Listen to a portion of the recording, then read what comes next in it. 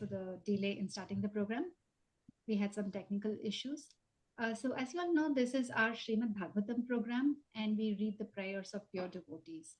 The current theme is prayers of King Chitraketu. These are prayers from Srimad Bhagavatam, Canto 6, Chapter 16, verse 34 to 48. Today we have a very wonderful Vaishnavi, Her Grace Vrajabhumi Mataji, will be presenting the verses and realization. And this is Mataji's first time in BhagavatSanga, so we are looking forward to hearing from you. Hare Krishna, Mataji. Hare Krishna. Thank you. So I'll start by the prayers, which is Namo Vishnu Padaya Krishna Prestaya Bhutale Simate Ritadvaja Swami Iti Namine Namaste Saraswati Deve Gauravani Prasharine Nirvisesa Sunyabari Prashatale Satarine Vanchakalpataruvyasa Kripa Sindhuvaya Vacha Patitanam Pavanevyo Vaishnavevyo Namo Namaha. Try to expedite this. And please forgive me in advance if I make any mistakes. I'm going to give a brief overview, and then I will concentrate on the text that it is very dear to my heart, which is text 44, because it deals with the holy name and deity worship. The holy name is something that my dear Guru Maharaj emphasizes every day. And deity worship is something that is very dear to my heart. And so quick overview on page 2. And I know the great devotees already had mentioned this previously, that text 34, the Supreme Personality Godhead is the unparalleled object of the worship. And on text 35, the cosmos is but one of your opulences. This is the king speaking to Lord Krishna. Text 36 deals with you. It sits in the beginning, middle, and end of everything that is material. Text 37, the universes with their coverings, it sits and move more within you, the unlimited Ananta, and is the and as if they were insignificant atoms. Text 38 deals with those who want material enjoyment and worship demigods are no better than animals. On third page, text 39, even those obsessed with material desires who worship you are no longer subject to repeated birth and death. Text 40, the pure process of worshiping is the Supreme Lord is called Bhagavata Dharma. Text 41 deals with all religion systems other than the Bhagavata Dharma are materially motivated. Text 42 deals with religions that foster envy of others are actually irreligious. And text 43 deals with the Bhagavad Gita and the Srimad Bhagavatam, how they teach the Bhagavata Dharma. On the next slide, on text 44, is all about hearing the Lord's name, even once frees one from material contamination. Text 45 deals with seeing the Lord remove the sinful contamination from the mind and heart. Text 46 deals with you knowing everything. Krishna knows everything, so who are we by comparison? And text 47 deals with the materially that cannot recognize the Lord. Text 48 deals with the Lord of 1,000 hoods, the Supreme Personality of Godhead holds all the universes on his head like the seeds of a mustard. But the one that I want to focus on today is text 44, in which, and pardon my pronunciation, Nahim Bhagavana Gatita Niran, Twadarshan Nirihana Kila Papakasaya. Yanama Shakrisha Bana Buka Sopi Bumushyate Sansara. And the translation is, my Lord, it is not impossible for one to be immediately free from all material contamination by seeing you. Not to speak of seeing you personally, merely by hearing the holy name of the Lord, of your Lordship only once, even Chandalas, men of the lowest class, are free from all material contamination. Under the circumstances, who will not be free from material contamination simply by seeing you? And on the purport, I pull some of the key points that Prabhupada mentioned. One being that in this age of Kali, when all people are very contaminated, the chanting of the holy name of the Lord is recommended as the only means of improvement. There is no other way. To stop suffering of material existence, one must take to the Hare Krishna movement of Sankirtan and Krishna conscious life. And I do believe Prabhu expanded on this last week. The next point is that the holy name of the Supreme Personality of Godhead is so powerful that if once heard without offenses, it can purify the lowest of men. And lastly, the deity of the Lord is none different from the Supreme Lord. Because we cannot see the Supreme Lord with one present blunt eyes, the Lord has kindly consented to come before us in the form that we can see, which is the deities in the temple. And then brings me to another text that I have read on the subject. And this is the detailed overview of the Srimad Bhagavatam by Burijanand Prabhu. He resides in both Australia and Govardhan, and he's also the dean of the Vihe Institute in Brindavan.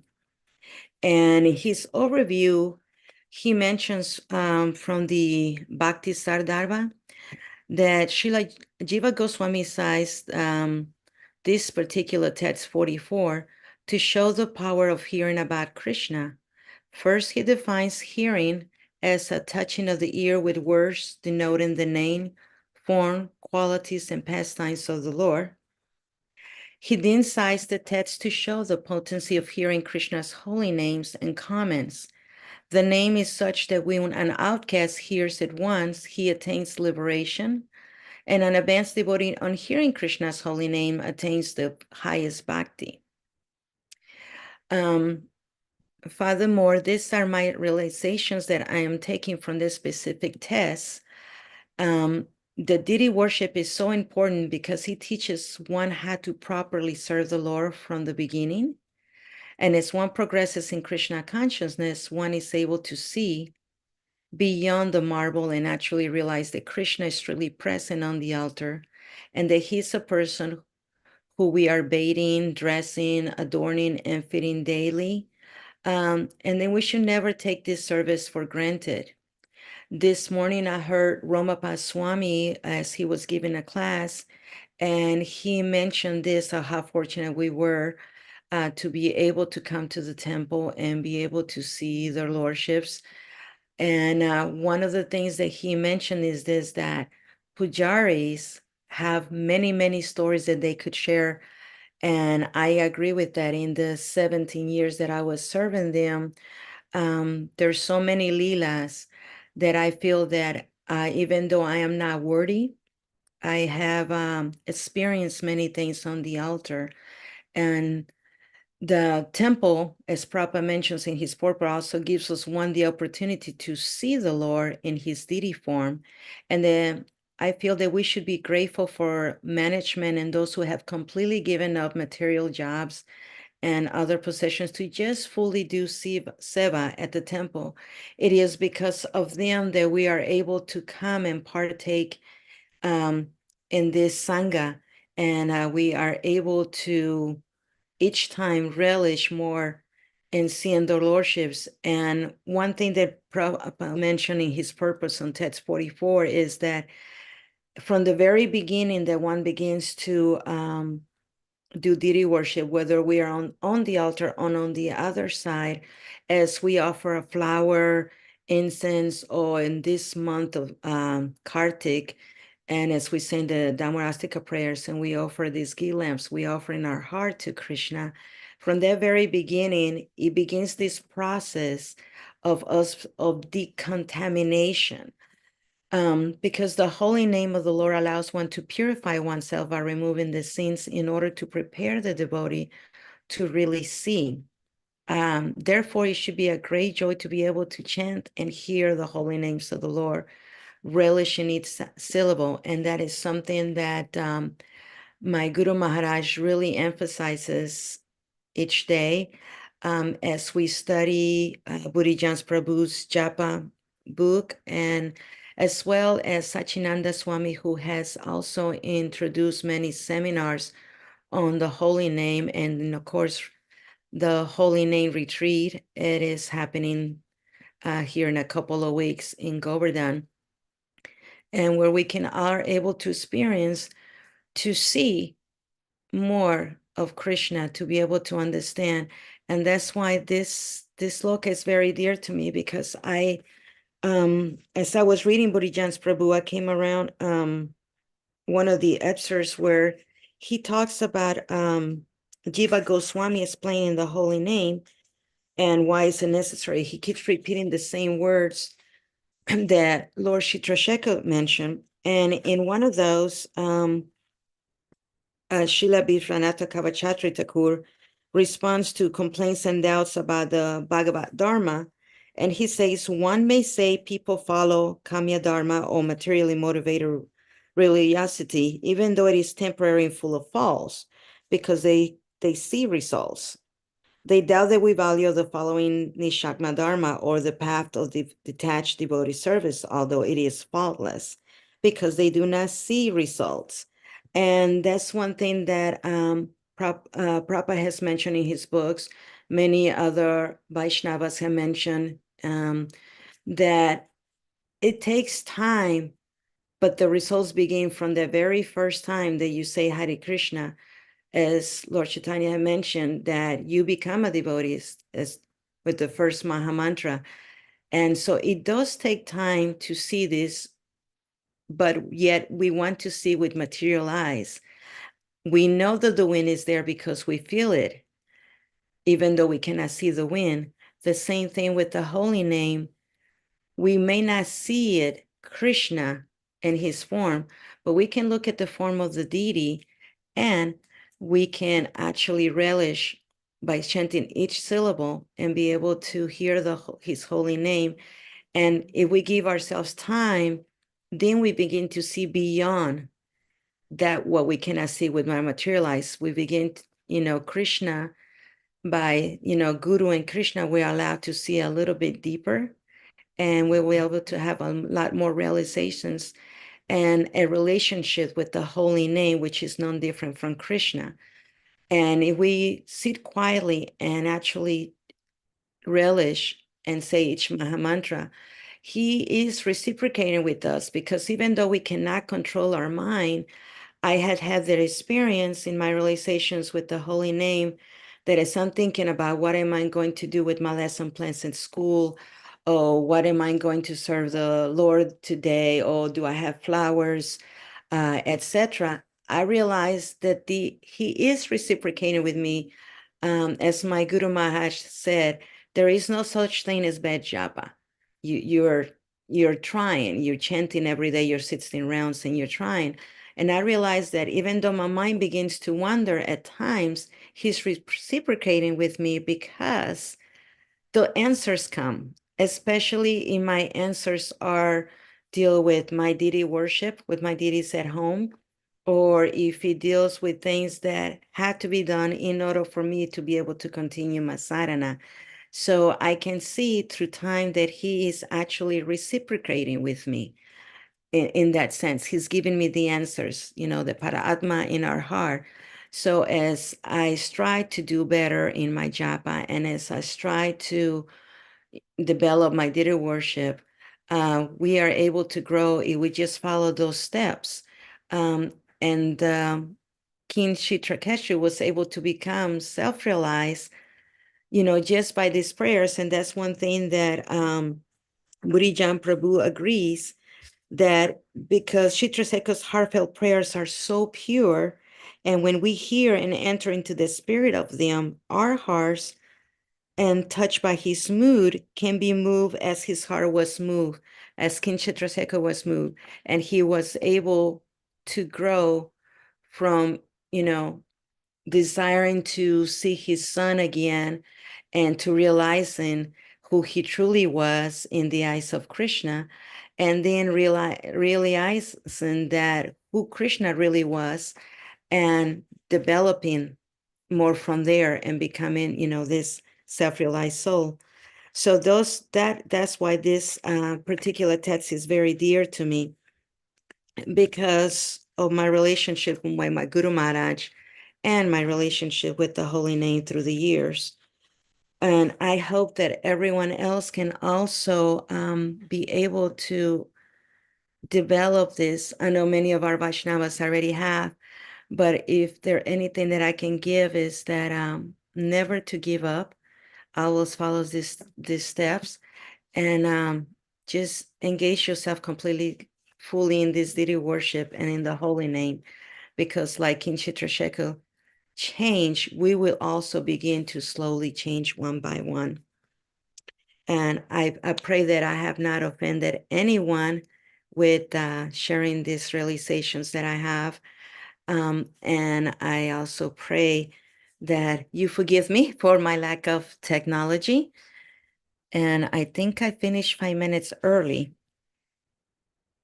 If there is anything else that you would like me to add, I will be more than happy to do so, because I have learned so much from Vrajabhumi Prabhu by reading his overviews of the Srimad Bhagavatam and attending his classes as well. Maybe you can tell us about a little more on deity worship, because you said you got a lot of realizations. Yes, because as I was reading Vrajabhumi Prabhu and I was reading this text, and also his text 45 that mentions being able to see the Lord. When we first come onto the altar, one thing that it is true what Prabhupada says, we start from the very beginning, because even though everything is kind of robotic and we had to learn so many slokas and mula mantras and how many times you're supposed to offer the incense and the handkerchief and the water, and then we just doing by routine. But then as slowly as we grow, we begin to question, well, why am I offering an incense? Why am I offering a flower? Why water in a concha? What does all these mean signifies? What are those, the ghee lamp signifies? So then I begin to study a little bit more. It's like, what does it all means, and how we are pleasing the Lord's senses. And at the same time, one thing that my Guru Maharaj has said about deity worship is, don't be so cut off in 7 times to the body, 4 to the feet, 2 to the head, 3 to the head, but make sure that your consciousness and your devotion is there. That is what's important is what's in your heart. And that is very true, because as we are on that altar and you begin to do this, you notice that the Lord reciprocates with you. Like Ramapal Swami says, those little stories we can tell. There are times when I see that Krishna's earring is falling, or his flute falls. Oh, those are little reciprocations, because then you go up to the altar and then you're like, wow, he called up to me to actually touch his feet, to be able to touch his form, somebody else dressed him that morning. But while I was doing this arti, was able to also approach him and do a little bit of service for him. And sometimes I had instances where we offering the boga, and we hope it's not too hot, or it didn't get too cold, and that he has everything and everything has enough salt. And I had seen when he's really enjoyed, because you place these items before him, you place the paraphernalia, and you leave the items in a certain specific way. But then you come back and you see that pakora has somehow fallen into the chutney, and it has rolled to one of the seas, and you're wondering, what's that, Krishna, offering to one of his associates who are there, relishing this that the devotees had made. And so you begin to, we don't want to speculate, but then you begin to see things that, and like it says, because we cannot see with our material eyes, but then when it has shown to you materially, we're beginning to second guess ourselves and say, did this really did happen? Did that actually just move? So those are my experiences with the Lord. I also have come to him, you know, praying and crying and just trying to get over whatever obstacle I'm facing in my life. And as I'm dressing him and putting him to sleep, and I'm massaging his feet, and and there are times where I just place my head on his feet. And I know I'm supposed to be serving him, and I know I'm not supposed to ask for anything, but there comes to those points where you say, I cannot take this anymore. And I have found out that by just doing this, by just completely just surrendering and placing my head on his feet, this warmth comes embellish you, and then you realize that you get that realization right away that it's going to be okay. This is only temporary, and then we can continue with our deity worship. And you do become attached, because then you begin to be more self-conscious that there are not just marble, that this spin might hurt them, that this might be too tight, or this all these garlands and the way we're pulling might be too heavy, and we have to be very, very careful, because we don't want to hurt the lordships.